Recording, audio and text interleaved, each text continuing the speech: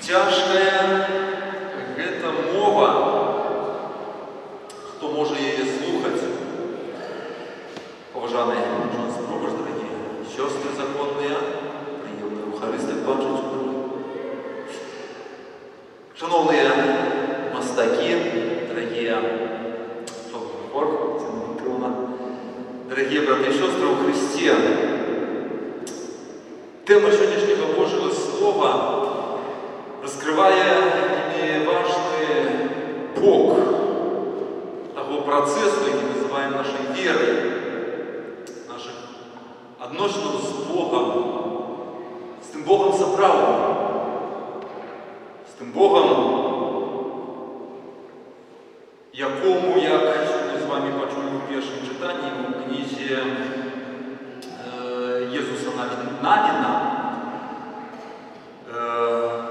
пророка, який після Моїсея був поставлений для обраного народу, який увів обраний народ, в історії пригадаємо, який після 40 років вандровки по пустині увійшов у обіцяну землю. Да, і пам'ятаємо, що Бог сказав Моїсею: не ти уведеш цей народ. Бог в певному моменті здарилося Моїсею не послухатися Бога. Але це не було таким покаранням, Моїсей вже мав свої годи. І ось апошнім кроком, який Бог дозволив йому вчинити, це з гори, з Йордану, бачить обіцяну землю. Але туди увійшов уже його наступник Ісус Навін. І з вуст, якого ми сьогодні чуємо, це важне слово. Да? Народ обраний, який всю свою історію мав клопот. Верить у заправедного Бога, поддаться спокусе, и так как языческие народы выбирать себе Бога, який ему больше повидал. Это то, что есть лесом кожного из нас. Да? Нам простей верить у Бога, який нам отповедает. То бишь, вельми часто вот это язычество, оно здесь сидит у нашей натуры. Да, и тому Єсус Навін каже: вирушіть щодня. Перед тим, як увойдете в обіцяну землю, кому хочете служити? Богам.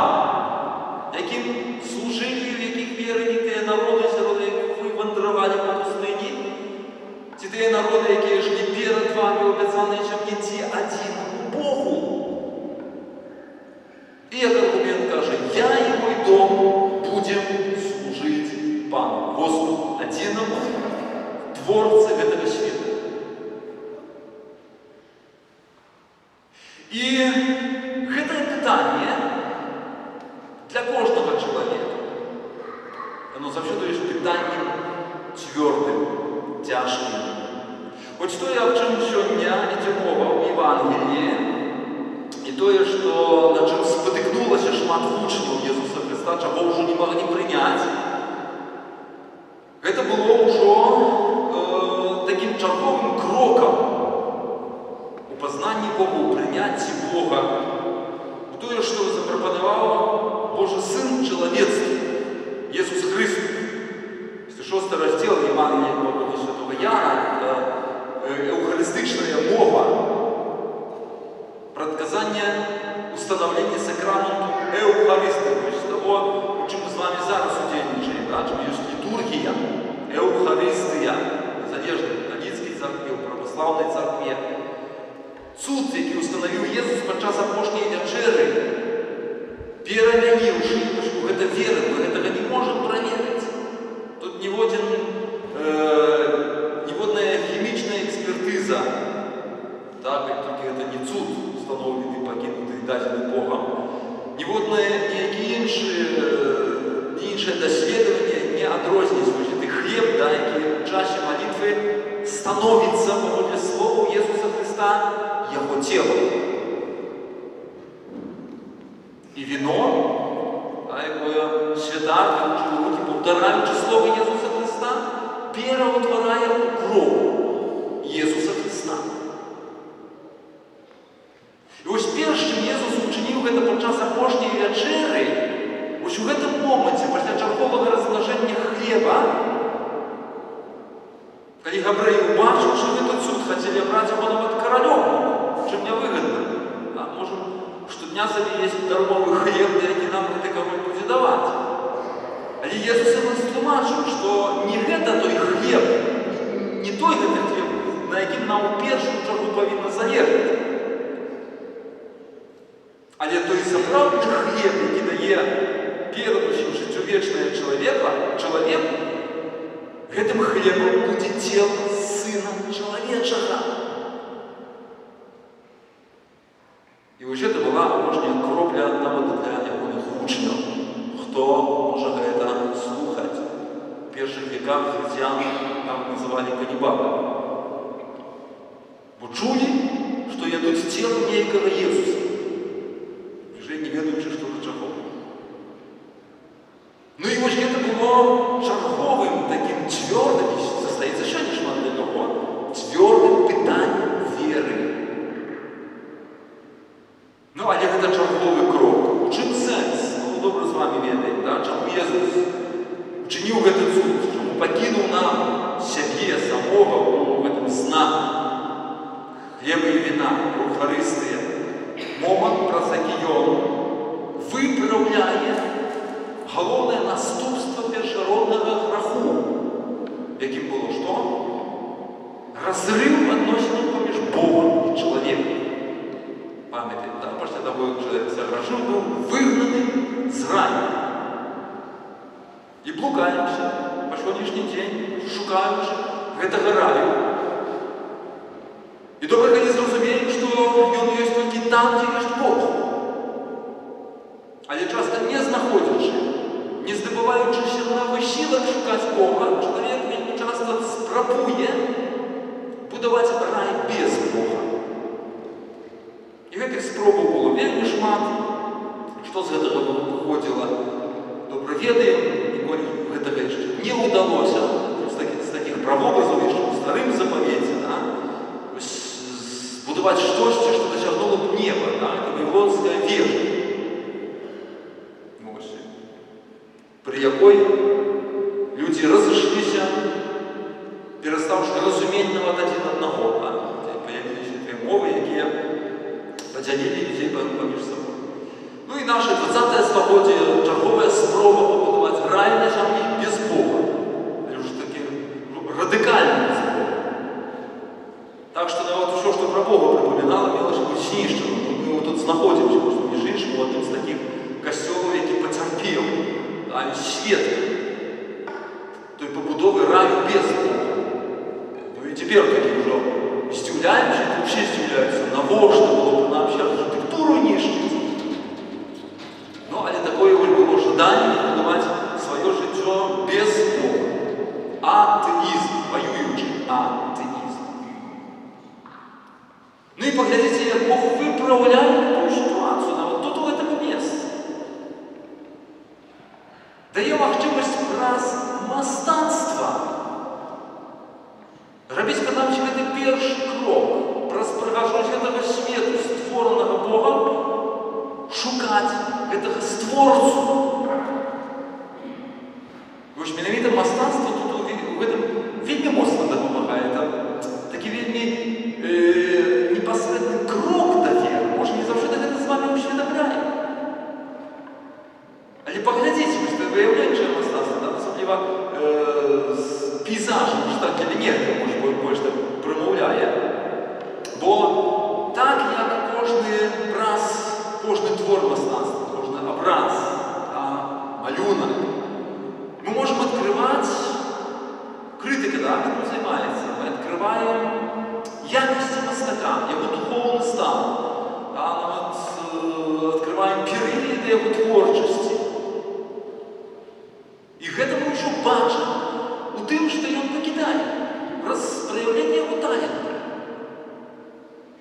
Але тое, што з'яўляецца на гэтай выяве, на гэтым абразе, гэта што? Чалавек, які праз сябе прапускае тое, што ён бачыць. А што бачыць? Тое, што перад ім зрабіў падобнае створца. Прыгажосць гэтага свету, да, якая нам ужо, ну, ёсць і ёсць, нам здаецца,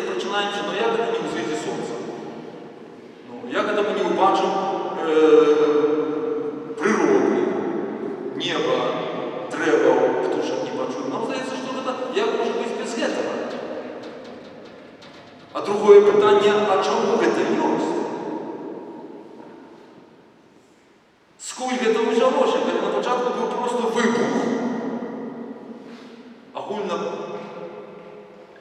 прынятая тэорыя да ўзнікнення гэтага свету быў просто выбух. І раптам сёння бачым такую прыгажосць. І вось тут якраз тая розніца паміж тымі, хто, не кажу веруючым, не веруючым, бо фактычна неверуючых людзей нема. Нема. Або веруем, як нам Святое Писанне сьогодні приказує, у нешта сваё, сабой придуманное, ці некім іншым. Найпростей, конечно ж, сярод всіх язычніцкіх богоў верыць у самого себе. Самый выгодный вариант. Никому не подчиняющие мои принципы, не головные. Для меня самого самый выгодный, хоть не практичный, вядома, но што гэтае боства ў маім выглядзе можа в гэтым свеце зрабіць, да? Вельмі слабо. Або гэта веруючы чалавек, або чалавек, які прызнае, ўсё ж такі прызнае існаванне гэтага створцы. І розніца ў чым? У тым, што той, хто прызнае існаванне гэтага створцы, ён прызнае, што за кожным абразом, твором мастацтва, архітектуры стаіць нейкі талент. А той, хто не прызнае існаванне створцы, той верыць у тое, што, напрыклад, падкідваючы типаграфскі шрифт просто там, у паветра, можна дачакацца нейкага радка, напрыклад, мой родны кот, як ты мне мілы. Можна і ў гэта верыць. І вось тая розніца. І таму гэты свет можна паверыць у тое, што пасля выбуху ён сам па сабе утварыўся у тую прыгажосць, якую бачым. Ёсць такое мудрае, ратуючае нас слова, паняцце эвалюцыя. Прыйшла эвалюцыя, з выбуху ўзнікла прыгажосць. Я можу гэта прыклад прывесці, казаў на прыкладзе гадзінніка, што ўзнікае эвалюцыя, і з гэтых калёсікаў самі па сабе ўтворыцца ў гэтым механізме, не ўтворыцца. І таму лагічна, ось розум нам кажа, што за прыгажосцю заўсёды стаіць талент хтосьці, асоба. З тым, што чаму гэта пытанне цвёрдае, прызнаць гэтую праўду нам перашкаджае наша сапсаванасць, наш грэх, пыха, якая была пасеяна ў сэрцы чалавека злым духам. І каб яе перамагчы, што Езус кажа, і таму я казаў вам, што ніхто не можа прыйсці да мяне, калі не будзе дадзена айцом. Сам Бог дае нам ласку поверыць, прызнаць тое, што мне кажа розум, бо я могу гэта разумець, а з гэтым не згаджацца, моя натура будзе супраць. Бо што азначае прызнаць Бога? Вера – гэта штосьці, што кардынальна уплывае на маё жыццё, фундаментальна. Калі я прызнаю, што ёсць Бог, калі Ён стварыў гэты свет, калі Ён у гэтым свеце устанавіў свае законы, то я хіба павінен іх нейкім чынам выконваць. І вось тут пытанне. Чаму мне прасцей, калі я сам веру толькі ў самого сябе, я магу гэтыя законы адкінуць? Апостол Павел нам сёння адзін з гэтых законаў прыгадвае. Пытанне вельмі важна. Як да жонкі ставіцца? Пакіне чалавек бацьку і маці свайго і прынебіцца да сваёй жонкі і будуць двое адным целам. Гэтак кажа Бог. І як гэта зрабіць цяпер у жыцці? Прызнаць, паверыць у Бога, я мушу жыць тады з гэтай жонкай. А гэта ж не так проста. Адна столькі заповедзяў, а ёсць іх цэлых 10. Таму гэта цяжкае пытанне прызнаць існаванне Бога. Але не мае іншага выйсця. І Пётр сёння ратуе гэтую ситуацию, когда Иисус запитав его апостолов, этих апостолов своих, 12, их наиближайших учнев, и вы хотите отвести, и вы не принимаете этой правды. И вы что, ласка Божия перемогла у сердца человека. Пане, до кого ж ми пойдем? Ти маєш слово вічного життя. Ти маєш слово вічного життя. І ми познали, що ти ось Син Божий. Тобто той, хто створив цей світ, і сьогодні, і це чергове питання, тяжкое, складане, повірити, що Бог може бути аж так близко мне. Не просто близко, это может быть во мне, у моем сердце. Почему я не покинул нам самого себе вигляді хліба, чим є хліб? Продукт харчування, без якого чоловік не може жити. І він використав цей знак, цей знак моєго просто спожиття і прийняття у своє серце. Ось він рай, коли шукаємо його в цьому світі. Ісус сказав про це, де є Божє володарство? Не тут, не там. Оно внутри вас. Але з того моменту, коли ви прийняли у серце Бога. І що ми часто так собі кажемо, мені там не потрібний костюл, мені там не потрібна церква, Бог у моєї душі. Слідується такий самообман, вельми часто, яким живе чоловік. Душа, открою вам одну таємницю, це єдине місце у світі, де може не бути Бога. Бог це як територія, да? Сьогодні ми згадали про наші межі, і ці межі зачиняємо. Да? Не прийти на територію іншої держави, тоді влада не дозволить на це. Ось душа – це така держава, в яку ми можемо просто не дозволити ввести туди Богу. Чому? Бо Він дав нам волю. І вже цієї волі не може нам забрати. Покуль Богу не дадим візу, коли ласка запрошає. Коли це відбувається, де ту візу Богу віддаємо? У сповідниці. Коли перепрошаємо Його за наші гріхи, признаємо свої помилки, каємося тим, що живемо без Бога, що часом Його покривдили нашими гріхами, ми цим чином запрошаємо Бога у своє серце. З цього моменту Він має відкритий доступ до моєго серця, і ми можемо тоді прийняти Його уже у Евхаристії. І ось з цього моменту можу казати, що Бог є в моєму серці. І це так само тільки початок християнського життя. Хоч, можливо, це тільки черговий етап, до цього треба дійти. Але тоді, коли є Бог у серці, можемо казати, до чого маємо дійти, до якого зрову, знову ж як апостол Павел про це каже. Живу уже не я, не живе во мне Бог, коли чоловік керується тим, що підказує йому Дух Святий. Тоді для чоловіка заповіді должно бути не нечто таке завоблачне, незрозуміле, може і навіть не потрібне. Це закон, який, поводле якого заховуючи, який я заставивши просто чоловік. Якщо я вам вже казав, це порівняння, може ще раз пригадаю, да? Пришло, конечно, на думку, да? Такая аналогия. Что такое заповедь? Это так, як ми, купляючи нечто в магазині, да, ось принесли додому некую скриню, як довідатися, зрозуміти, як ця штуковина працює.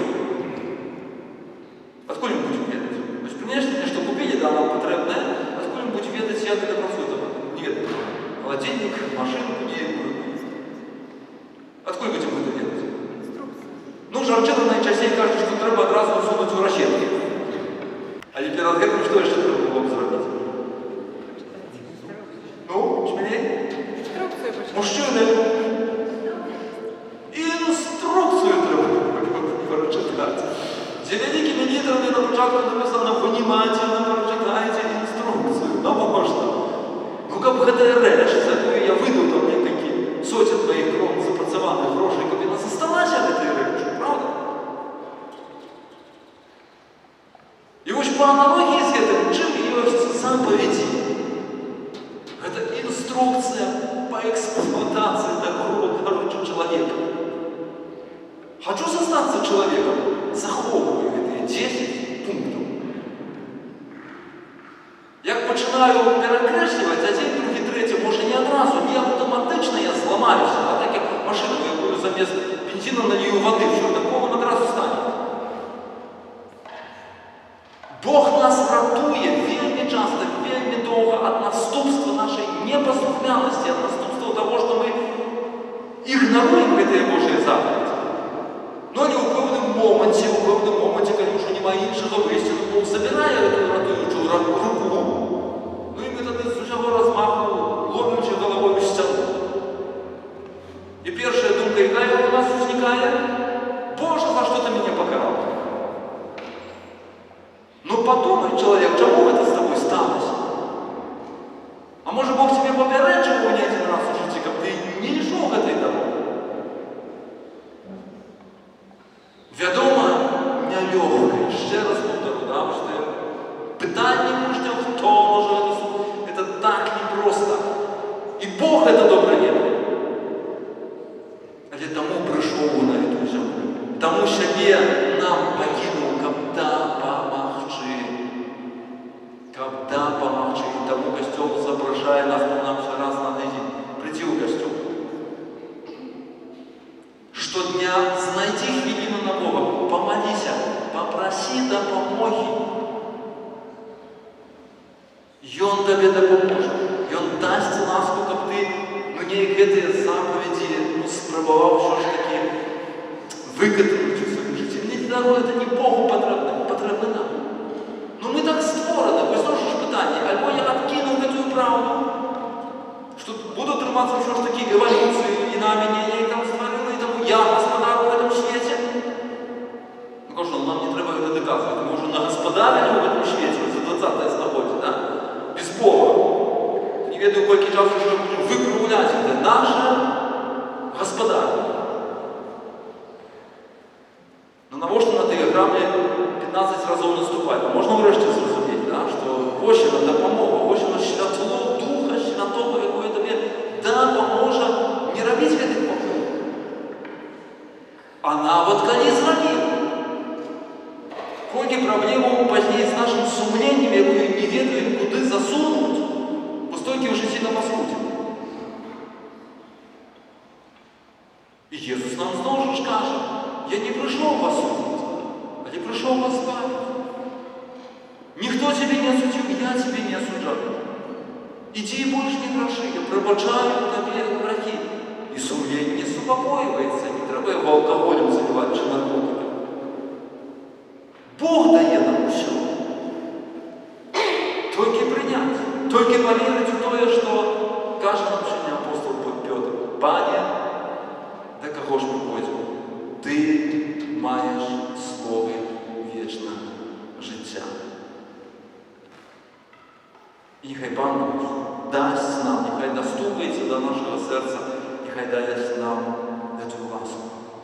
Повірити в те, що Боже Слово, яке нас рятує, що Боже Слово справді веде нас не тільки про цей світ, воно є Слово, яке веде чоловіка.